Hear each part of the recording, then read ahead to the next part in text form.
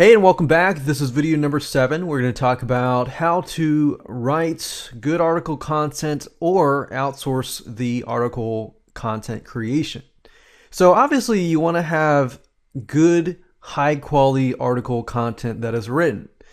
And you also want to have longer content. So I don't recommend that you write shorter articles, like 300-word articles. You probably want to get something like longer, that's 1,000 word or more, unless you're actually bundling it with tons of images and videos and having a mixture of content. So if you are going to have a mixture of images and videos, which I'd recommend maybe about 700 words or more. The longer the better, and that seems to be the case to get some high engagement and high stick rates. Now, if you want to write your own articles, then you either know how to do it or you don't. If you don't, then I'd recommend that you go to a place called ezinearticles.com, and you can find articles that are written specifically towards your niche, and you can find how they're written in terms of audiences, and you can see how they're written so you can get an idea of how to write your own articles and emulate them. Now, I don't recommend copying them because you want to avoid plagiarizing, but you can emulate them in the sense that you can get an idea of how they're laid out, how they are written, what kind of jargon they're using to write to a specific audience. So Ezine Articles is still a good site to find great high quality articles because they actually review each and every article. So let's say, for example, health and fitness, and you're looking for headaches and migraines. So if you take a look at a couple of these, you can actually get an idea of how they're written, the type of audience that might be reading it, and the type of wording that they might appeal to. So it gives you a good idea of, you can use bullet points, you can have bullet points that explain different points in that article. Could be something like the top 5, top 10 different ways to cure headaches or migraines and things like that, and just list out the 5 to 10 different points and then elaborate on them. So this is basically what this guy has done. And of course, at the end, you can give a call to action that tells them exactly what they can do. Now, let's say, for example, that you don't have a lot of time. You have money, but you don't have a lot of time, and you prefer to outsource this to somebody on a consistent basis. Now, there are many different sites out there that would allow you to hire somebody, but here's exactly the way I do it. And this is not rocket science at all. And in fact, I'm going to show you exactly the way I do it. The way I do it is, first I hire a writer off of odesk.com. There are many other different sites that you can use. You can use Fiverr.com to find somebody, but I like to stick with Odesk simply because I can find somebody who is willing to work for me for a long period of time.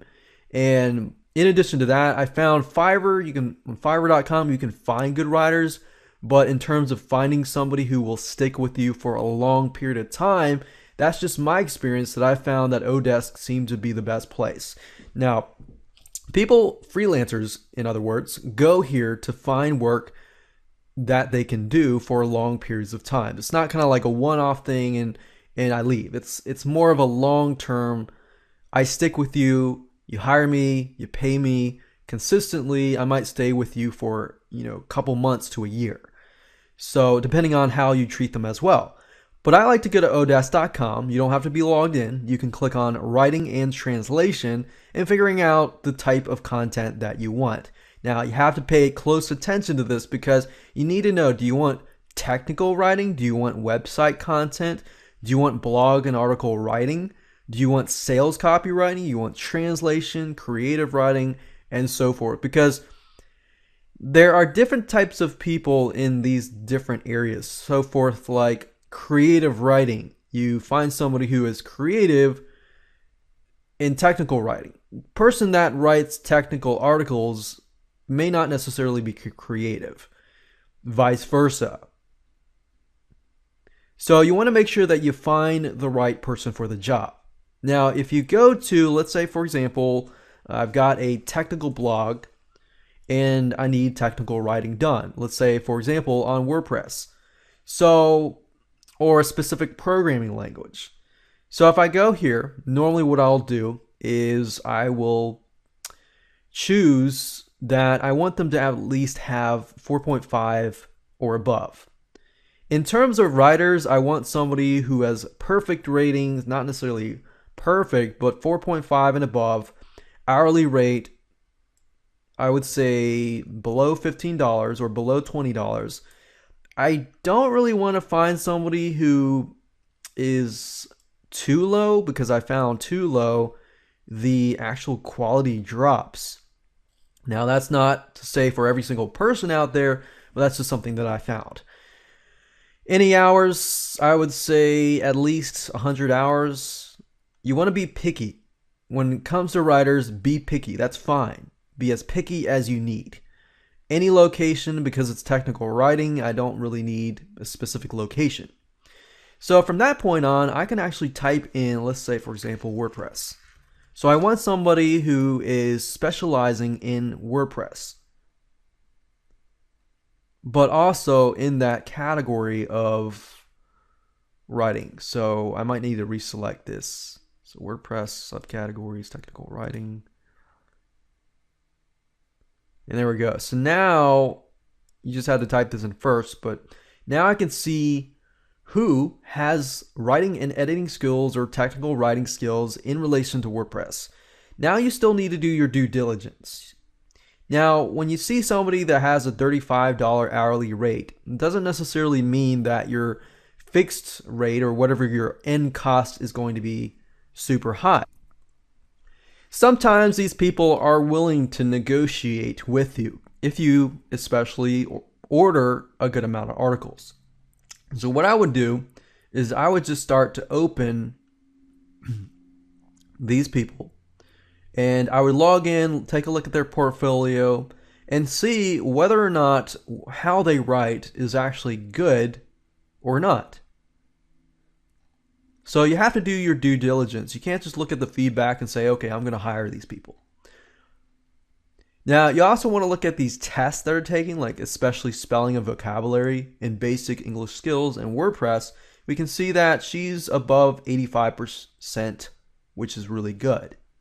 Especially WordPress. That's the area that we want to tackle. Now, vocabulary, 95% above, 86% above.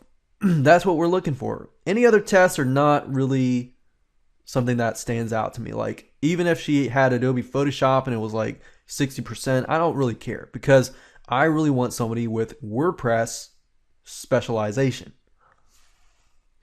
Now, from this point on, you would need to look at their portfolio, look at their articles, and see if that's something you like. You have to post a job before you can actually contact people on Odesk, but I'd say create a job, contact these people, set your job to be invite only so that nobody can apply to your job unless you actually contact them. This enables you to give you, some control over who you actually invite, and everything passes through you because you want the best quality content as much as possible. What I do is, after I've hired somebody and I really like what I see, I get them to write an article, one article first. I don't promise any long-term work until we have completed a job and they have done a really good job. So don't promise anyone anything. Once they have given you the article, you need to still give it to a proofreader. So from that point, I head on over to Fiverr.com because it's only $5 to hire a proofreader. And I find specific people. Navy Writer is a good person. And you can do a search for Navy Writer, and you can do a search for Nikki H. I've personally used these and have to say that they're really good. Or if they're too busy, you can always go to Fiverr, type in proofread, and find somebody that direction. But that gives you 2 people that you can start with. Then from that point on, what I'll do is I'll actually go to Copyscape and make sure that all the content is not on the internet. In other words, this is just my quality assurance to make sure that everything is legit and everything is written from scratch and it's not copied and pasted from the internet. And most of these article writers will do that. They will actually put it in Copyscape to ensure that there is no duplicates. So from that point on, I've shown you every step of the way. That's how I get a good quality article created and written. And from that point on, I will get that person to constantly create articles, let's say, for example, on WordPress, and continue to do so until I have a good amount of content. And that way, I can focus on other products and other sites that I can create.